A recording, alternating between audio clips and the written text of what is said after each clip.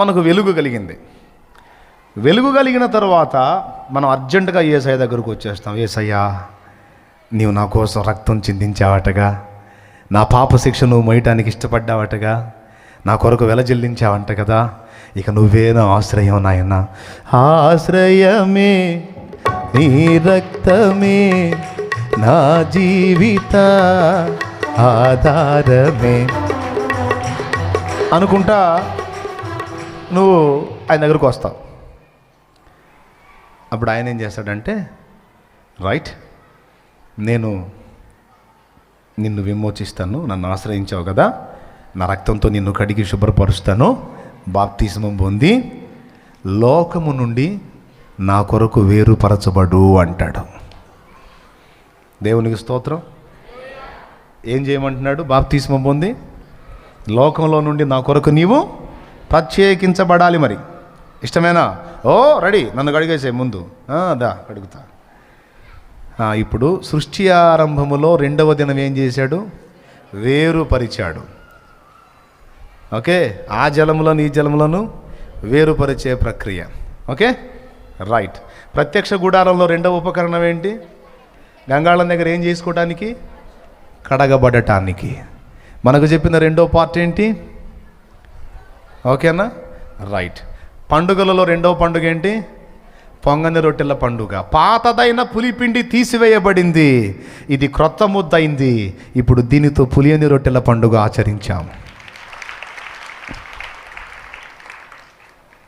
వరుసగా సెట్ అవుతుంది చూడండి. పొంగని రొట్టెల పండుగ అంటే పులిపిండి ఉంటే పొంగిద్ది, పులిపిండి లేనిది పొంగని రొట్టె. అంటే ఆల్రెడీ మనం పులిపిండి కలిగిన వాళ్ళం. అయితే ఏం జరిగిందంటే యేసయ్య దగ్గరకు వచ్చినప్పుడు బాప్తిస్మం ద్వారా ఆ పులిపిండి తొలగించబడింది. ఇప్పుడు మనం క్రొత్త ముద్ద అయ్యాం. కాబట్టి ఇప్పుడు మనం పులియని రొట్టె. ఓకేనా? ప్రత్యక్ష గుడారంలో ఇత్తడి గంగాళం దగ్గర పాదశుద్ధి, అది 2వ పార్టు.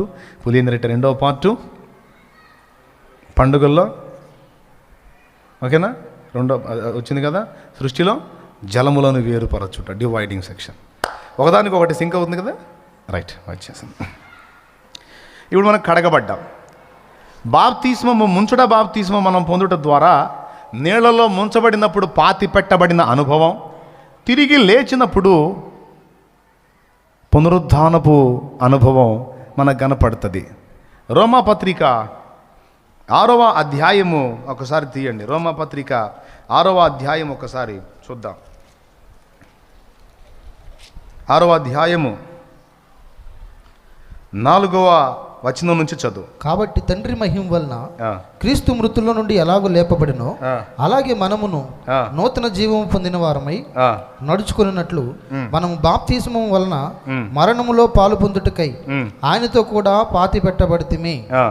మరియు ఆయన మరణం యొక్క సాదృశ్యమందు ఆయనతో ఐశ్వర్యము గలవారమైన ఎడల, ఐక్యము గలవారమైన ఎడల, మరణము యొక్క సాదృశ్యమందు ఆయనతో ఐక్యము గలవారమైన ఎడల, ఆయన పునరుద్ధానము యొక్క సాదృశ్యమందును ఆయనతో ఐక్యము గలవారమై ఉందుము.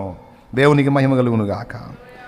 ఏమనగా మనమికను పాపమునకు దాసులము కాకుండుటకు పాప శరీరము నిరర్ధకమగునట్లు మన ప్రాచీన స్వభావము ఆయనతో కూడా సిలువ వేయబడెనని ఎరుగుదుము. ఓకే, యేసయ్య గురించి మరో చోట రాయబడి ఉంది, మరణములో నుండి పునరుద్ధానంతో తిరిగి లేచిన యేసు ప్రథమ ఫలముగా యేసు లేచాడనే మాట రాయబడి ఉంటుంది. ప్రథమ ఫలం ఎవరు? ఫస్ట్ యేసయ్య లేచాడు. తరువాత ఆయనతో పాటు చనిపోయాం. మన బాప్తిస్మంలో ఆయనతో పాటు తిరిగి లేచాం. పాతి పెట్టబడిన అనుభవం ఉంది, తిరిగి ఆయనతో పాటు లేచిన అనుభవం ఉంది. కనుక పులియని రొట్టెల పండుగ లేక పొంగని రొట్టెల పండుగ దాటి 3వది ఏంటండి? ప్రథమ ఫలముల పండుగ. దేవునికి స్తోత్రం కలుగును గాక. హల్లెలూయా. ఇప్పుడు మనం ఏమయ్యాం?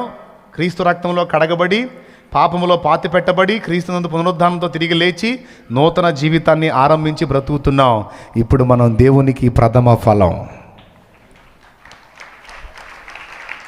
ఏంటి మనం? దేవునికి ప్రథమ ఫలం. 3వ భాగం, 3వ పండుగ ప్రథమ ఫలముల పండుగ. రైట్. ప్రత్యక్ష గుడారములో మూడవ పార్ట్గా ఏమొచ్చింది?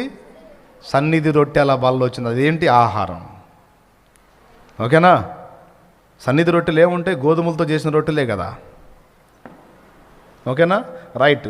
సృష్టి కార్యంలో మూడవ రోజు ఏం చేశాడు? విత్తనములిచ్చు ఫలములు గల చెట్లను చేశాడు. దేవునికి స్తోత్రం కలుగునుగాక. హల్లెలూయా. అర్థమైందా? మూడో రోజు ఏం చేశాడు? ఫలాలు ఇచ్చే చెట్లని మొలిపించాడు, చెట్ల కాయలు కూడా మొలిపించాడు. మూడో రోజు ఫలాలు. మూడవ భాగం ప్రత్యక్ష గుడారంలో సన్నిధి రొట్టెల వల్ల. పండుగలో మూడవ పండుగ ప్రథమ ఫలముల పండుగ. ఇప్పుడు మనం ఏమయ్యాము అంటే బాప్తిస్మము ద్వారా ఆయనతో పాటు సిలువ వేయబడి పాతి పెట్టబడి పునరుద్ధానముతో మళ్ళా తిరిగి లేచి యేసు ప్రథమ ఫలమైనట్టుగా మనం కూడా ప్రథమ ఫలమయ్యాం. అయిందా? ఒకదానికొకటి సింక్ అవుతుందా? ఏమన్నా మిస్ అవుతుందా? కరెక్ట్గా ఎంతమందికి అర్థమవుతుంది నేను చెప్పే పార్ట్? చూడండి, ఇదంతా ఒకరోజు చేసింది కాదు, ఒకరోజు చేసింది కాదు. ఇదంతా జరగటానికి చాలా వందల సంవత్సరాలు, వేల సంవత్సరాలు పట్టింది, వేలాది సంవత్సరాలు పట్టింది. అయినా జరిగించిన వాడు ఒక్కడే గనుక, నెరవేరుస్తున్న వాడు ఒక్కడే గనుక స్టెప్స్ మిస్ కాకుండా అన్నిట్లో అవే పొందుపరుస్తూ వచ్చాడు. మన దేవుడు ఆశ్చర్యకరుడు కాదా? దేవుడు కాదా ఇది చేసింది? ఇది రాసింది దేవుడు కాదా? ఆయనే అంటానికి ఇదే రుజువు.